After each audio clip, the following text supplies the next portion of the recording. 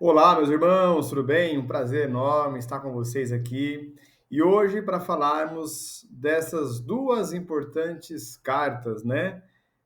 Desses dois personagens desse momento, que é Tito e Timóteo. Paulo escreve essas cartas, segundo a maioria dos historiadores, já próximo à sua morte, aonde que ele muda inclusive o tom da carta. Ele sai de um tom mais apaixonado, mais vibrante, para um tom de um pai cuidadoso, uma carta mais amena, mais tranquila. E muitos falam que essas cartas não têm nada a ver com Paulo, por conta desse tom que não que difere muito daquilo que Paulo sempre colocou nas suas cartas. No entanto, alguns adeptos e historiadores vão falar que justamente essas cartas refletem é, o momento que Paulo vivia, um momento mais de entrega, de finalizar a sua caminhada, já entendendo que tinha feito muita coisa, que estava próximo já a sua morte, né? Ele já percebia que tudo se encaminhava para o fim ali, e com certeza ele muda o tom por conta disso também. Então, vai ser um pouco do que nós vamos trabalhar aqui hoje e ouvir um pouquinho das cartas pastorais de Paulo, tá? Eu peço que você tenha à mão a sua Bíblia, para que a gente possa ir conversando, mas com o texto bíblico na mão também. Hoje eu vou estar usando a Bíblia do Peregrino, tá bom? E muito bacana, que deu muito certo essa ideia nossa aqui de ir variando os textos, vendo ali entre a Bíblia de Jerusalém e a Bíblia do Peregrino, o que ela nos tem aqui a nos mostrar, ok? Então, vamos dar sequência aqui na nossa carta e entender um pouco mais o que essas duas cartas querem dizer para todos nós aqui, tá bom? Então, o contexto dessas cartas, escritas por volta ali do ano de 67, né? Então, bem pertinho ali do ano de morte de Paulo, né? As cartas a Timóteo 1 e 2 e a Tito são chamadas de cartas pastorais, porque tratam da missão pastoral, da organização das comunidades cristãs e da formação dos líderes e fiéis, tá? Elas são atribuídas ao apóstolo Paulo, que escreve a dois de seus discípulos mais próximos e confiáveis. Nós vamos ver aí, nós vimos nas últimas cartas também, ele vai citando esses amigos, né? Silvano, ele vai citando Tito, Timóteo, são pessoas que dividiram com ele essa missão, e essa missão foi compartilhada também por esses amigos, né? Que em muitos casos nós podemos dizer que até eles foram os redatores dessas cartas.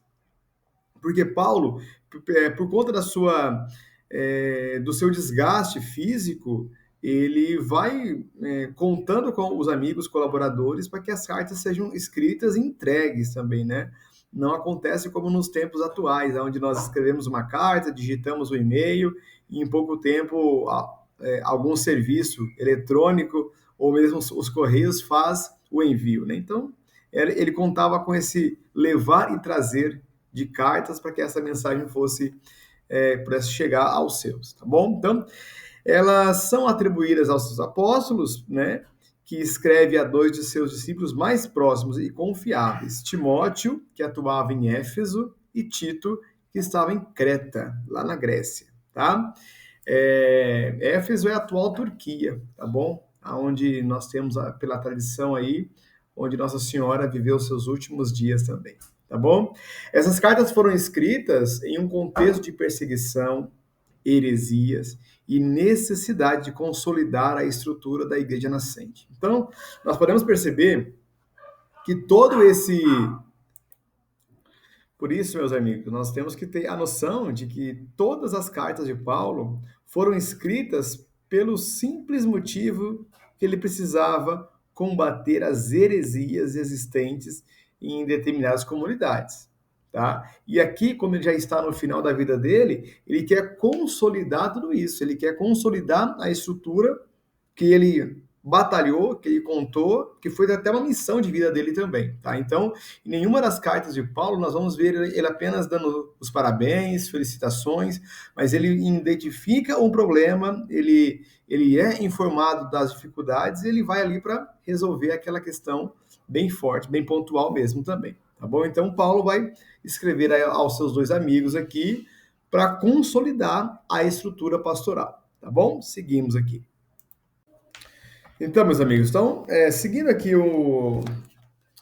a introdução da carta a Timóteo, por exemplo, nós vamos trabalhar aqui ó, uma mentalidade que é super importante, tá? Então, por exemplo, ó, a mentalidade central dessa carta a Timóteo. A preocupação central das três cartas é garantir às igrejas, como uma instituição, conservar o ensinamento tradicional e defender-se das ameaças de desvio doutrinal. Para isso, é preciso nomear chefes competentes e confiáveis, manter a ordem e a concórdia, regular ao culto. O autor repete o adjetivo são para referir-se à ortodoxia, falando da verdade que essa nova forma de entender e compreender Deus estava sendo anunciada a todos eles. Então, a carta a Timóteo, ela vai trazer para a gente aqui uma necessidade de entendermos as comunidades como comunidades organizadas, aonde existem hierarquias. Paulo veio desse contexto hierárquico muito forte. Então não seria diferente na sua escrita e na sua forma de compreender como que uma igreja deveria se estruturar, tá? Não podendo ficar na mão de qualquer pessoa que pudesse desviar a conduta e a ortodoxia, né, dessa nova igreja que nascia, tá? Então, nós vamos na 1 Timóteo, capítulo 6, versículo 12, tá bom? Pega a sua Bíblia aí, Timóteo 6, versículo 12. Ele vai falar do combate, de combater o bom combate. Conquista a vida eterna para a qual foste chamado. Então, eu vou começar aqui no versículo 1, tá? Para ser mais preciso. Os que estão sob o jugo da escravidão devem considerar seus senhores dignos de todo respeito para que o nome de Deus e seu ensinamento não fiquem exposto ao descrédito. Paulo, ele não é favorável a uma situação de escravidão. Mas ele falou assim: existe essa situação de escravidão. Ele fez uma comparação. Se hoje você que é escravo, que tem o seu senhor e você é fiel a ele, nós também, escravos em Deus, escravos por liberdade em Cristo, nós também colocamos a nossa obediência nesse momento. E ele continua lá no versículo 3.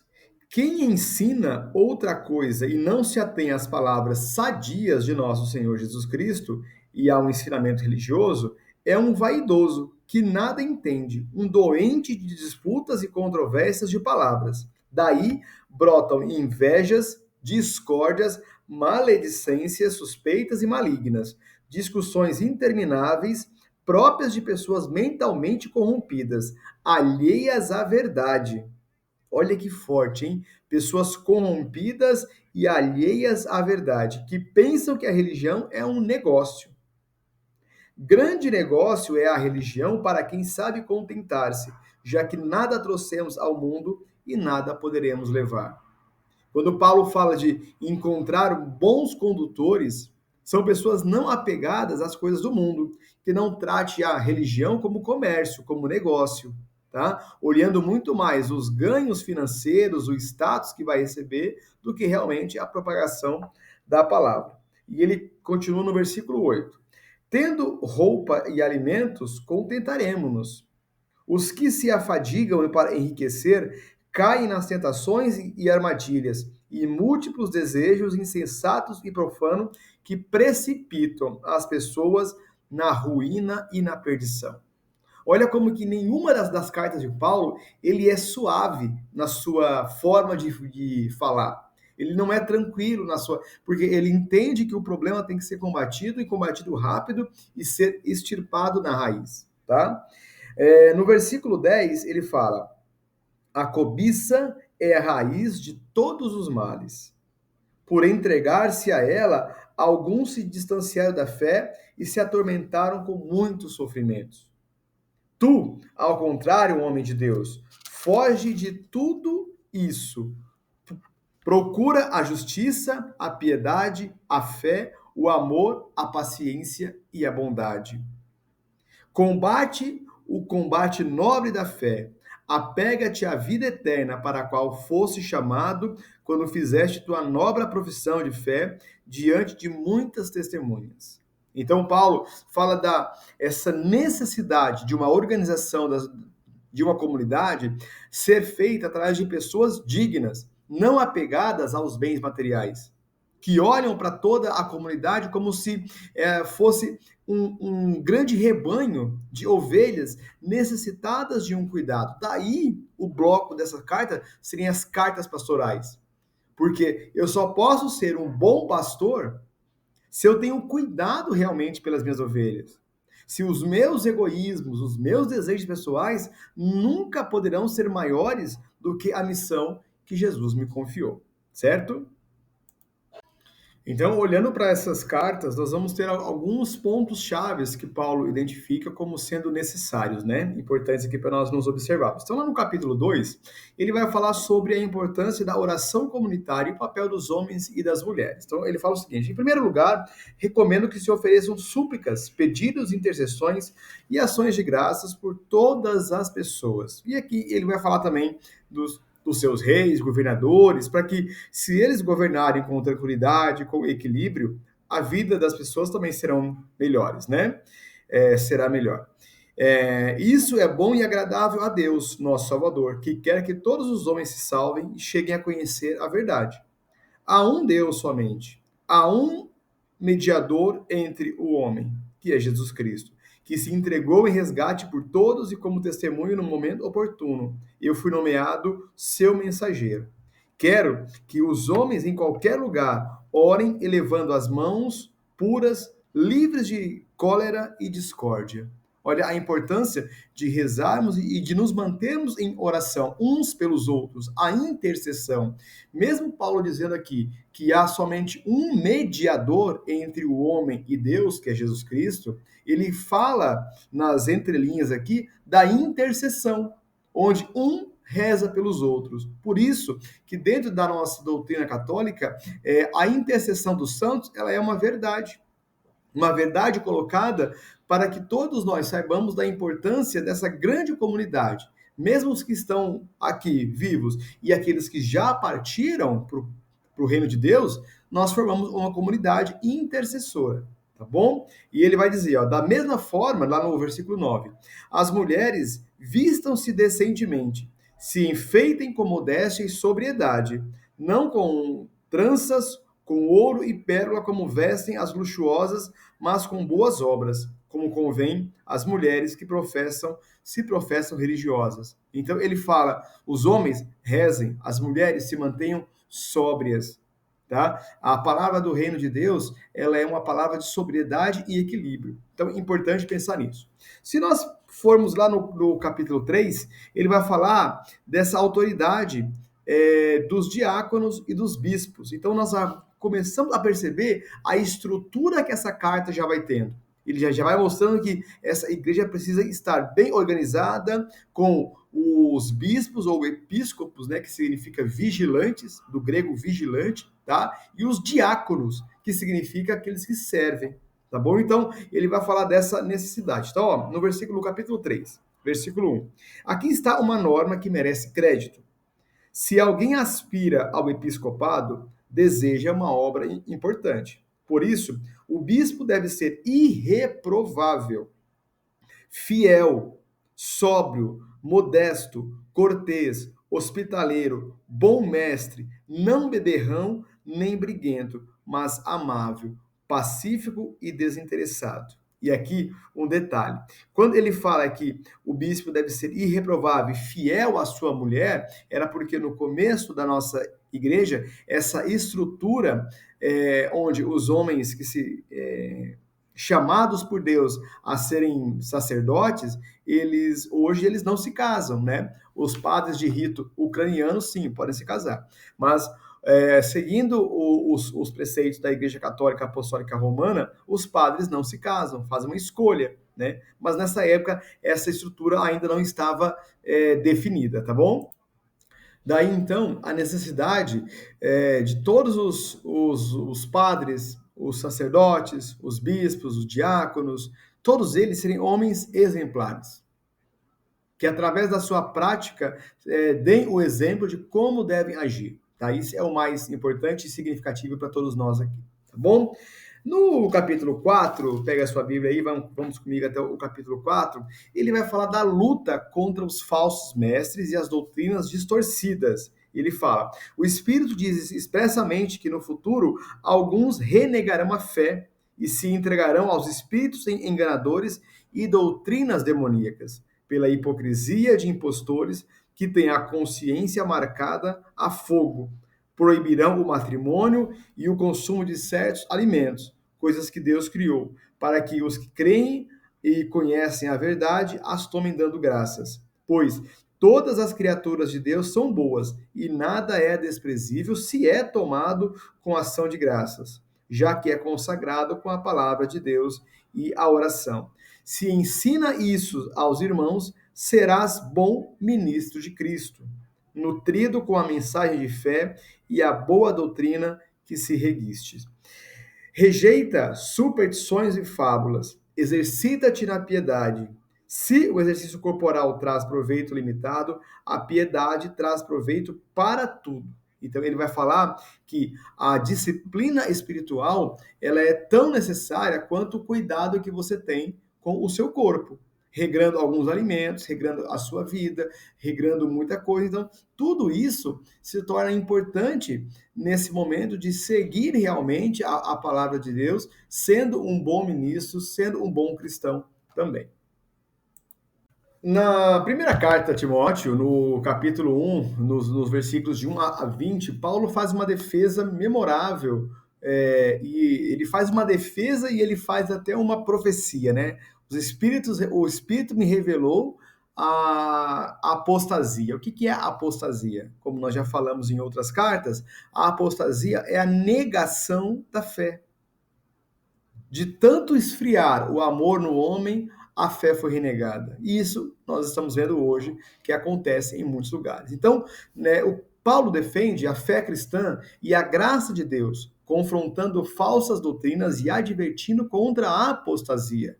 Você pode viver a apostasia estando dentro de uma igreja.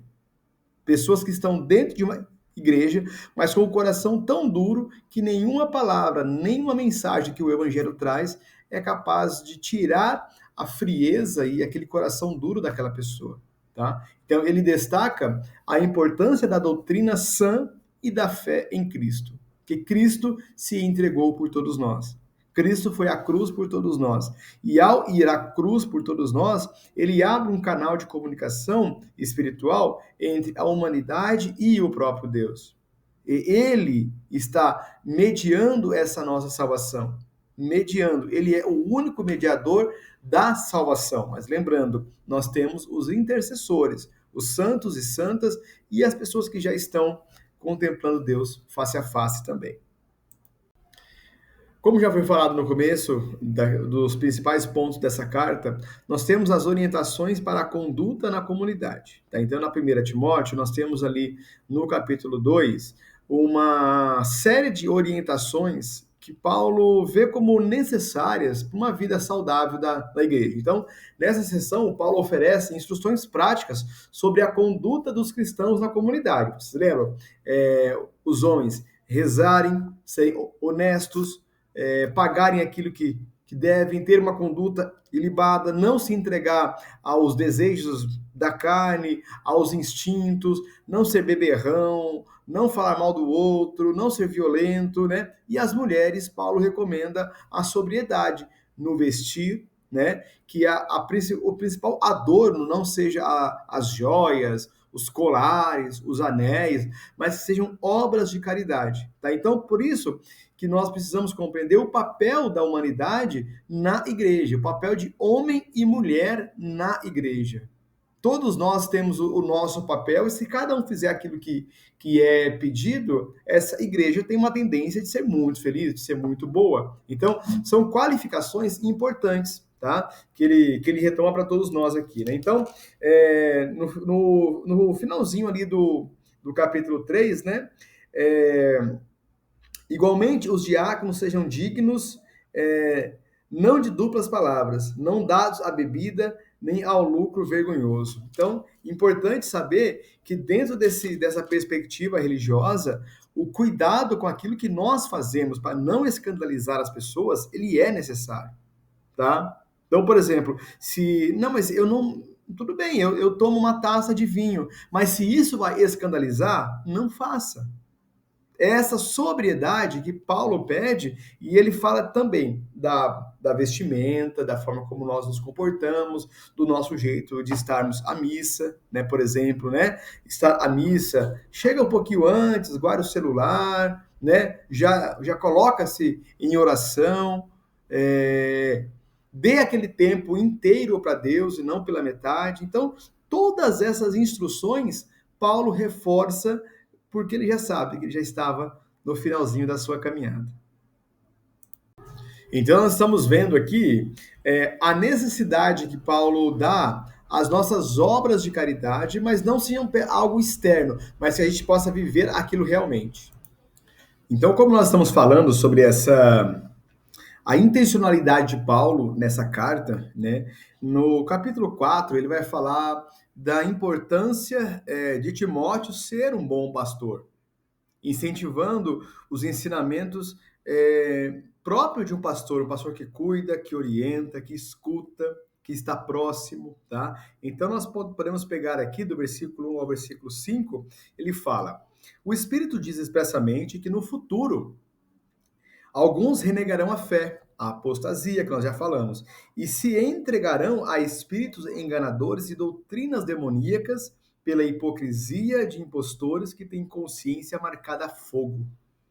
Então, Paulo, ele alerta Timóteo sobre essa importância de que, olha, vai acontecer aquilo que nós não queremos, que são pessoas renegando a própria fé. E por conta disso, nós precisamos ser pessoas que, sim, entendem a fé, sabem o caminho e orientam na melhor perspectiva possível também, tá?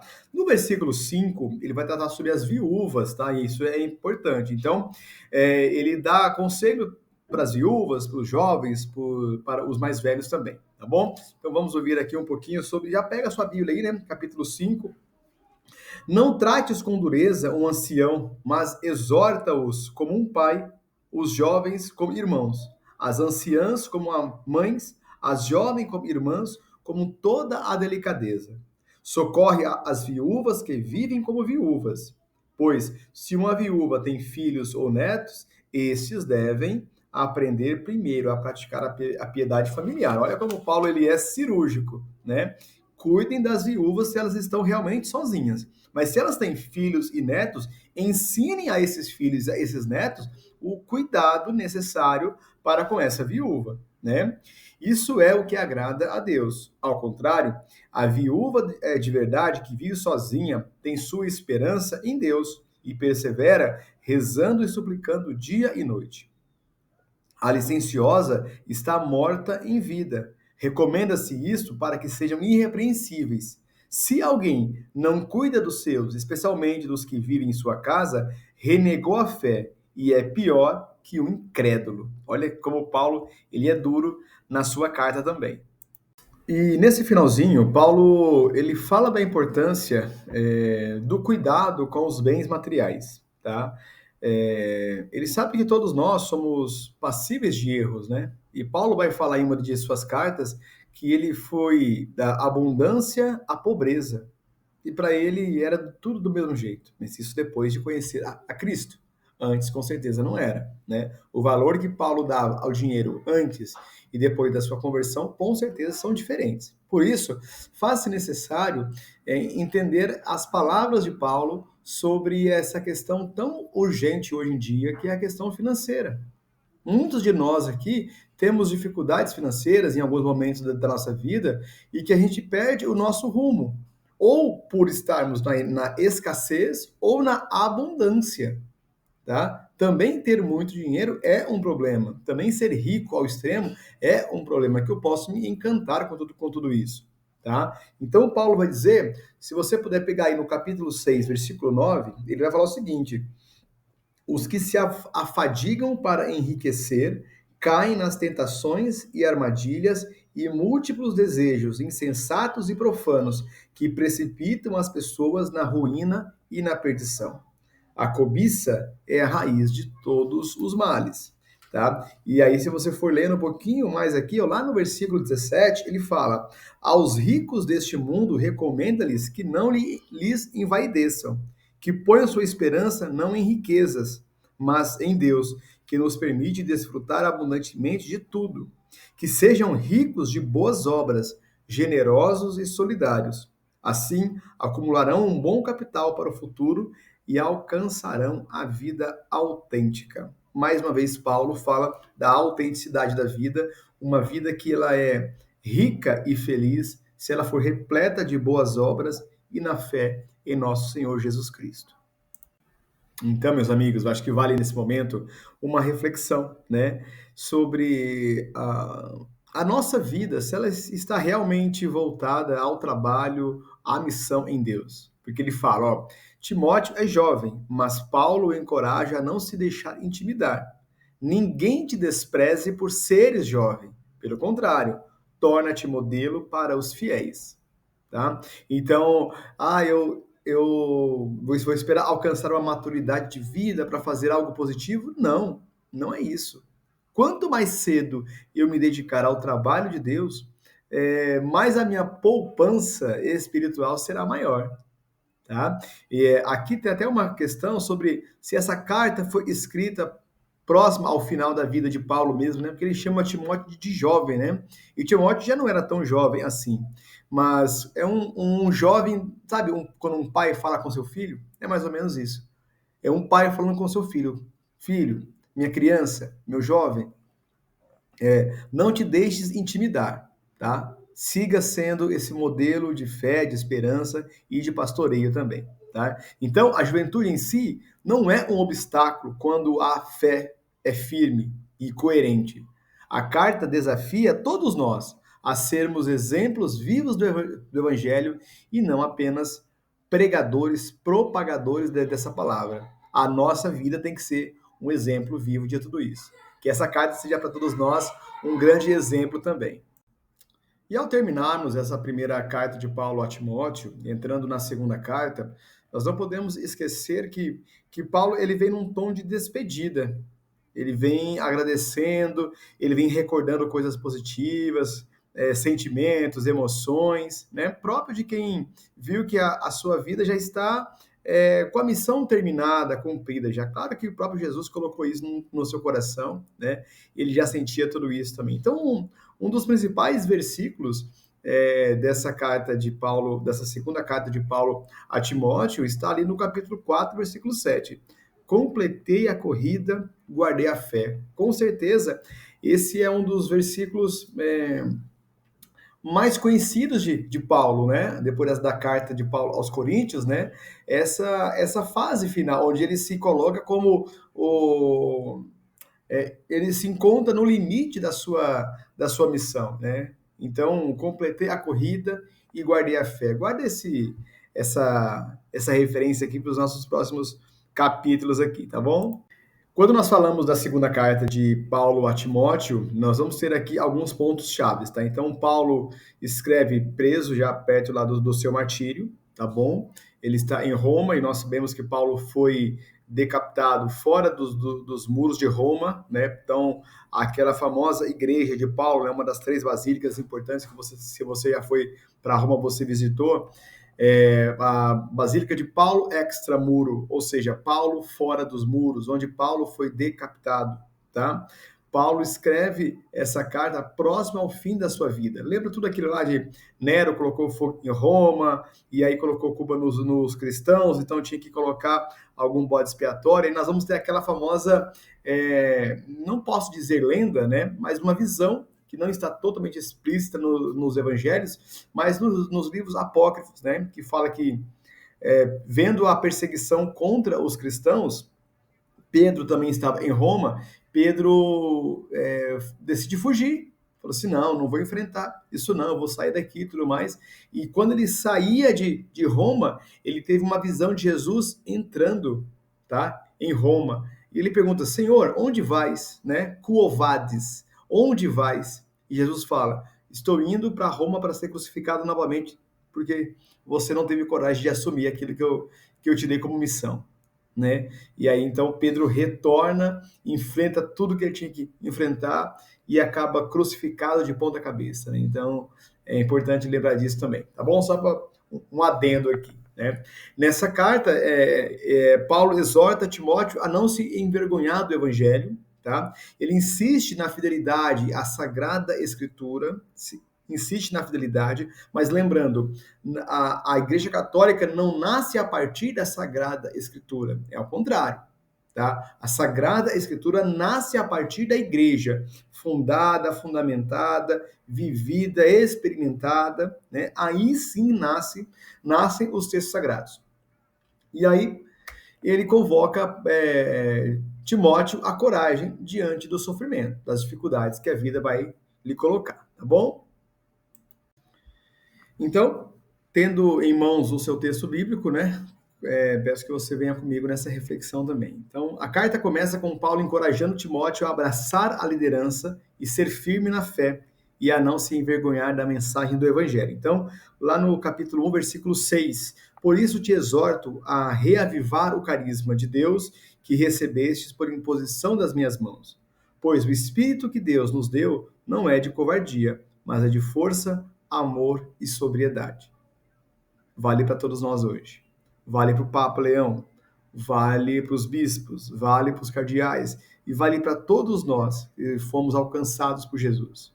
Paulo recorda a fé inabalável de Timóteo e destaca a importância de Timóteo manter viva a chama do Espírito Santo dentro dele. Então, ele diz lá no versículo 9: ele nos salvou e chamou com uma vocação santa, não por mérito de nossas obras, mas por seu desígnio e graça, a nós concedida desde a eternidade em nome de Cristo Jesus. E ele diz lá: ele destruiu a morte e iluminou a vida imortal por meio de uma boa notícia, o Evangelho. Dela fui nomeado mensageiro, apóstolo e mestre. Por causa disso é que sofro essas coisas, mas não me sinto fracassado. O fracasso diante do homem é um presente diante de Deus. Se você se sente perseguido, incomodado, se as pessoas ao seu redor não deixam você falar sobre Deus, não abre espaço para isso, sinta-se feliz, porque você está cumprindo a missão que o próprio Cristo nos deixou. O Cristo foi abraçado, aplaudido, elogiado por aqueles que foram salvos por ele, curados por ele, mas que pouco tempo depois eles mesmos gritavam: crucifica-o, crucifica-o. E é por isso que, mesmo diante de tudo isso, lá do alto da cruz, Jesus diz: Pai, perdoa porque eles não sabem o que eles fazem. Então, o sofrimento, ele é como se fosse uma confirmação do nosso caminho de busca de santidade, de proximidade junto ao nosso Senhor Jesus Cristo. Ok? Paulo exorta Timóteo a ser um bom soldado, um atleta e um agricultor, buscando a excelência e a vitória na vida cristã. Então, Paulo ele vai falar que é necessário que nós saibamos morrer para nós e para o mundo, para que possamos ganhar a vida eterna. Então, se você pegar no capítulo 2, geralmente o título é O Soldado de Cristo, que ele diz: quanto a ti, meu filho, recobra o ânimo com o favor de Cristo. O que escutaste de mim, diante de muitas testemunhas, transmite-o a pessoas de confiança que sejam capazes de ensiná-los a outro. Olha, a sucessão apostólica sendo confirmada aqui por meio da palavra. Tá? Se você ouviu uma boa notícia e ela é verdadeira, transmita-a a pessoas de confiança. Tá? Um bom soldado na ativa não se envolve em assuntos civis, se quer satisfazer a quem o recrutou.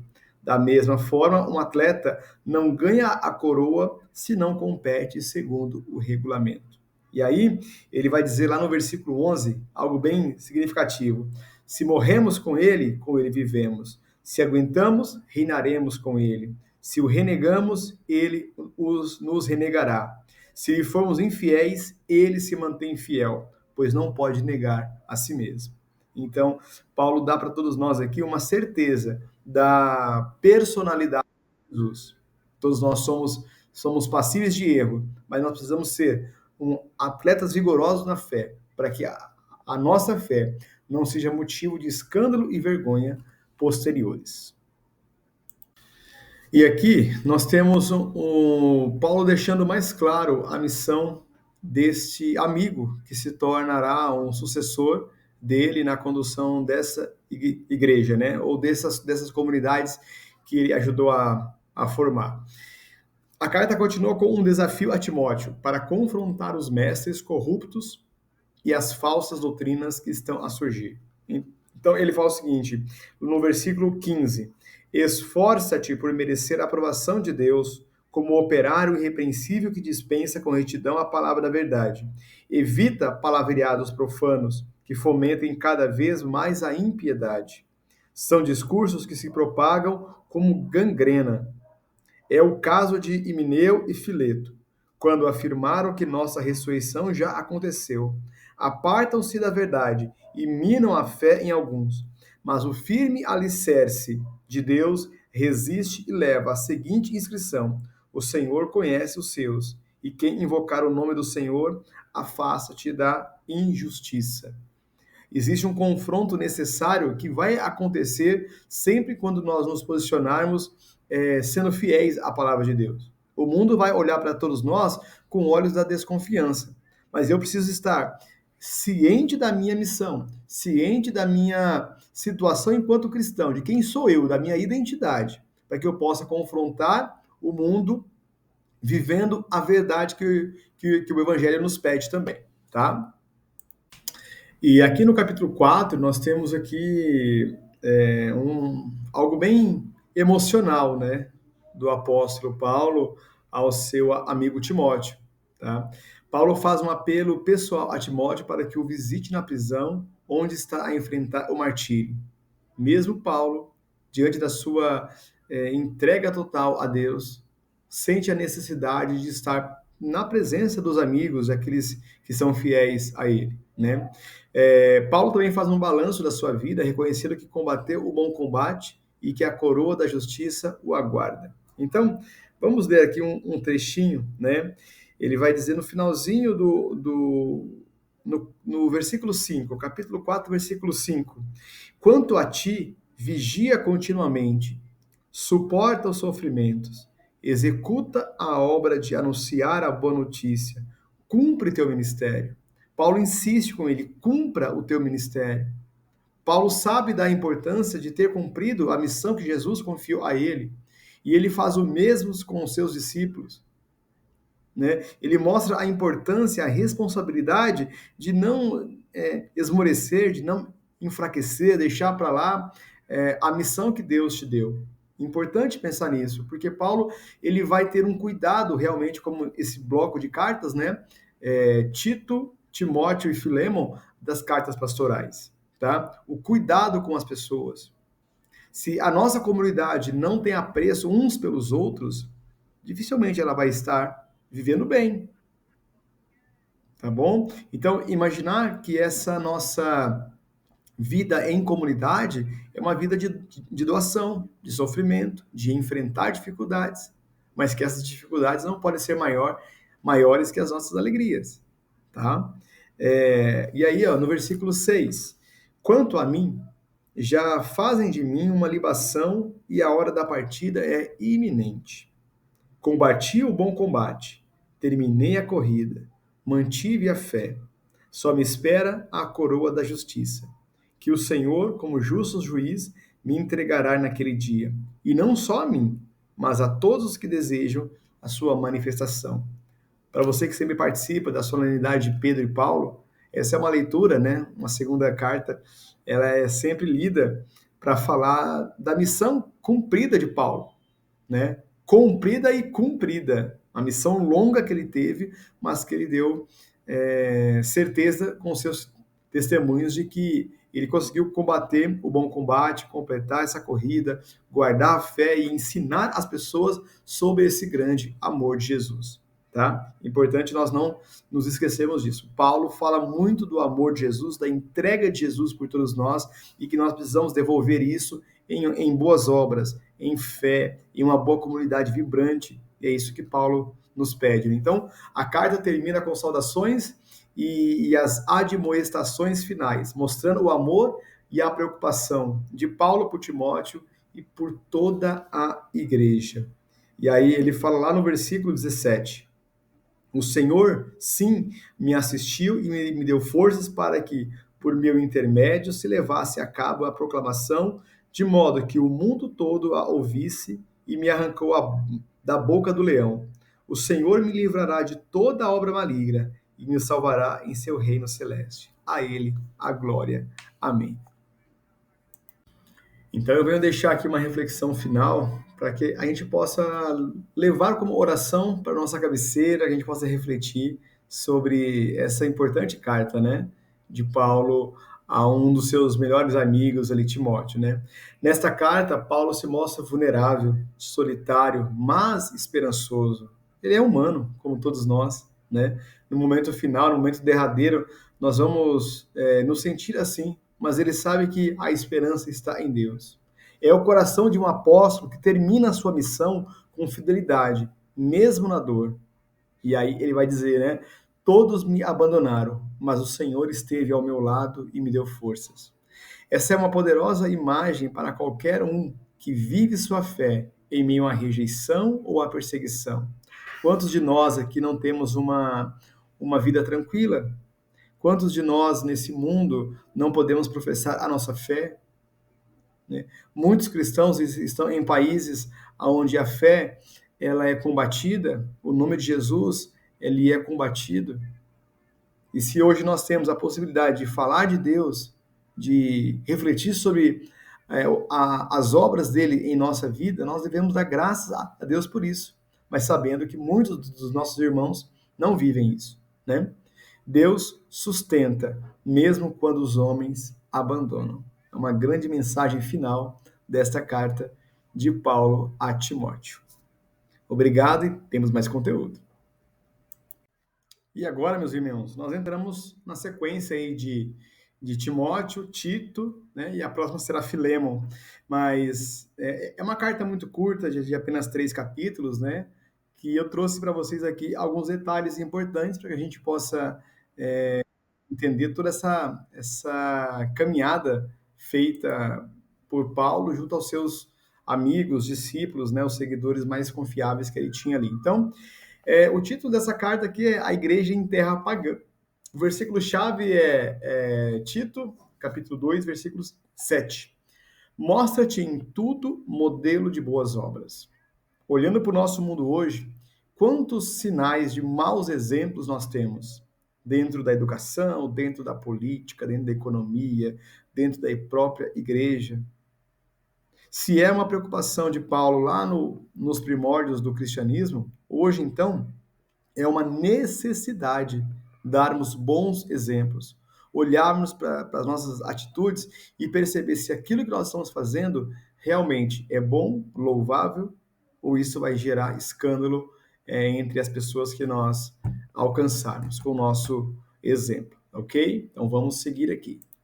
Nessa carta, nós temos ali uma saudação muito longa até, que Paulo faz, vendo o tamanho que a carta tem, apenas 3 capítulos, né? Mas ele faz uma saudação muito longa, mas mesmo assim eu consegui tirar para vocês aqui alguns temas principais desta carta, tá bom? Para que você também tenha conhecimento sobre ela. Um dos temas principais aqui é a organização da igreja em Creta, cidade grega, onde a cultura era difícil e havia resistência ao evangelho. Por quê? Porque era uma cultura politeísta. Acreditava em inúmeros deuses. E para aquele povo era difícil. Um Deus só dá conta de tudo isso. É tão poderoso, né? Por isso que a cultura grega ela diferenciava um Deus para cada coisa, tá bom?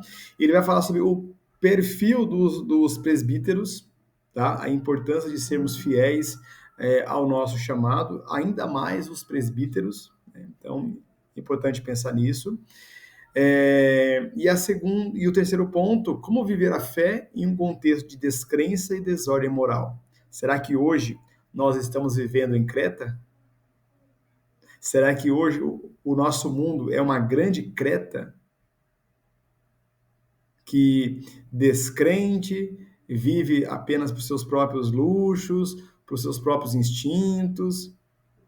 Então nós precisamos entender que essa carta ela não foi escrita há 2000 anos atrás à toa, porque hoje ela vale para todos nós também, né? E o chamado à santidade no cotidiano da vida para maridos, esposas, jovens, escravos, crianças e por aí vai.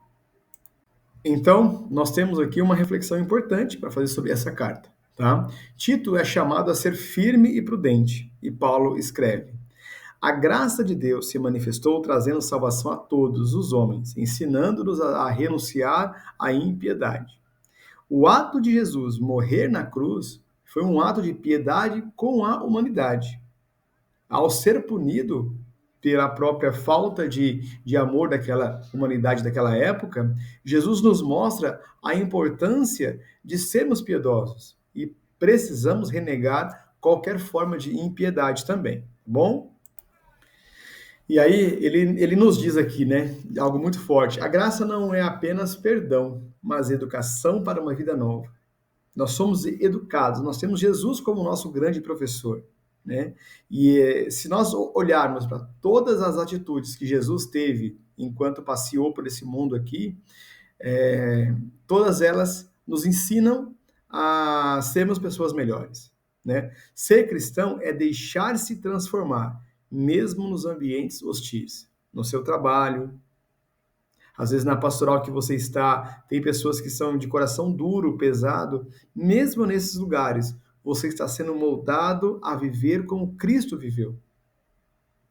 Não é saindo do lugar, como fez Pedro, que correu com medo de Roma, mas é imaginar que o enfrentamento não se faz sozinho. Então, diante de uma situação difícil, enfrenta, porque Deus fala com você.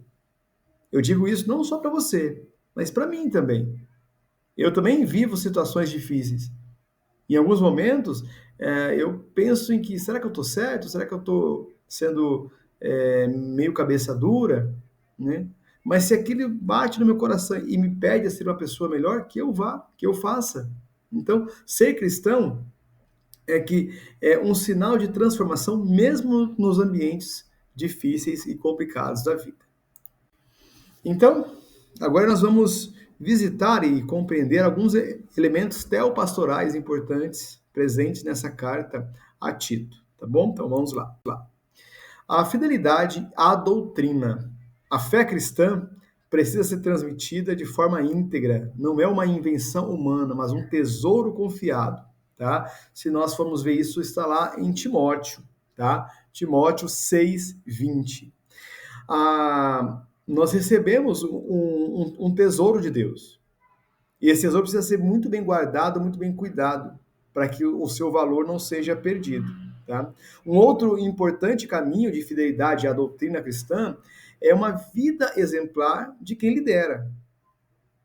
Do pároco, do padre, do sacristão, do ministro da Eucaristia, da pastoral da acolhida, do bispo, do arcebispo, do papa. Todos nós somos chamados a viver e a exercer essa liderança com uma propriedade, uma profundidade muito grande. Por isso, o testemunho ele é importante. O testemunho fala mais que palavras. O bispo, o presbítero, o diácono, o pai, a mãe, todos têm responsabilidade de guiar a vida e a própria vida e a vida dos outros com os seus exemplos, né? E um outro ponto importante é entender o sacrifício de Cristo. Não se trata de buscar um sacrifício, mas de não fugir da verdade por medo da cruz. Sofrer com Cristo não é fugir da cruz, tá? Viver com Cristo é entender a necessidade da situação que você hoje está vivendo. É a sua cruz. Isso é ser fiel a Cristo. É perceber que, diante das dificuldades, mesmo nas dificuldades, eu estou buscando ser como Cristo foi, como Cristo viveu. Cristo não negou a sua cruz. Cristo não negou a sua missão. Cristo foi corajoso ao debater com os fariseus, ao enfrentar frente a frente Pilatos. Ele sabia do que estaria por vir. E mesmo assim, confiando em Deus, ele fez isso. Por isso, Paulo foi escorraçado, apanhou, quase foi apedrejado. Ele sabia onde ele estava entrando era um lugar difícil. E esse lugar difícil, independente do que vai acontecer conosco, nós precisamos ir até o final, sermos fiéis à nossa doutrina. E aqui nós entendemos, pegando essas duas cartas muito próximas, né, tanto de Tito como Timóteo, que eles vão falar sobre a importância de entender as palavras de todas as pessoas, dos profetas, dos povos, das pessoas que foram tocadas por Jesus, como inspiradas por Deus e útil para nos ensinar. Para nos ensinar, para nos repreender, para corrigir, para colocar em nós o senso da justiça. Tá? Então, as duas cartas, tanto de Timóteo como de Tito, nos mostram a necessidade de olharmos e darmos devido valor à Escritura, à Sagrada Escritura, perceber a centralidade dessas palavras, porque toda Escritura ela é inspirada no próprio Deus. Tá? Então, eu deixo com vocês aqui agora algumas questões para que a gente possa pensar, organizar a nossa vida, a nossa caminhada aqui, a partir dessas cartas que nós estamos lendo e nos aprofundando também. Então, que lições posso tirar da juventude e coragem de Timóteo para a minha missão hoje? Será que, sendo jovem, eu posso me abster das minhas responsabilidades? Não preciso assumir compromissos? Uma segunda questão. Como tenho lidado com o sofrimento ou rejeição por causa da fé? Tenho sido fiel mesmo na dor? Como que você tem vivido a sua fé?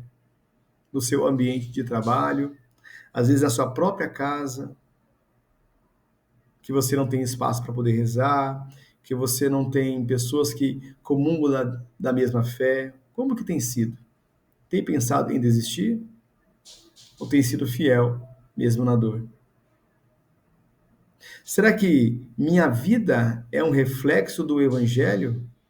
Ou são apenas palavras jogadas, palavras vazias? E como posso, à luz da graça, transformar a vida da minha paróquia ou da minha comunidade? São perguntas que eu gostaria que você levasse para suas orações, para os seus grupos, para a sua pastoral, e que lá vocês pudessem fazer, inclusive, uma leitura dessas cartas de Paulo, né? A carta de Tito, a carta de Timóteo, a carta a Filemon. Importante, porque a nossa vida em comunidade ela precisa estar constantemente sendo revisitada. Nós não estamos prontos. A cada dia existem desafios novos e a nossa comunidade precisa responder de forma diferente também, tá bom? Então, quero terminar essa nossa carta de Tito e Timóteo, né? Mais um aprofundamento que nós fizemos aqui, um aprofundamento longo até, com uma oração final. Que você possa rezar, você possa colocar sua comunidade também nesse lugar para a gente poder rezar juntos também, tá? Senhor Jesus, tu que chamastes a Timóteo e Tito a servir com coragem e amor, fortalece também a minha fé. Ensina-me a guardar a tua palavra com fidelidade, mesmo nas dificuldades. Que eu combata o bom combate, que eu complete a corrida e guarde a fé até o fim. Amém. Em nome do Pai, do Filho e do Espírito Santo. Amém. Agradeço você até este momento que está fazendo esse curso conosco na Escola Católica da Fé, que tenha sido para você, como tem sido para mim, um momento de retiro, de encontro com a palavra, de revisitar algumas ações, de olhar para aquilo que eu estou fazendo de bom, reconhecer as minhas qualidades, mas também saber que eu sou necessitado da correção fraterna dos nossos irmãos, saber que eu preciso cumprir a minha missão até o final. Então, que nós possamos juntos aqui a cada dia, rezar mais, estar mais próximo de Deus. E com tudo isso, fazer desse nosso mundo um mundo melhor, aquele sonhado por Deus para todos nós. Então, muito obrigado por tudo e continue aqui com as nossas cartas. Em nome do Pai, do Filho, do Espírito Santo. Amém.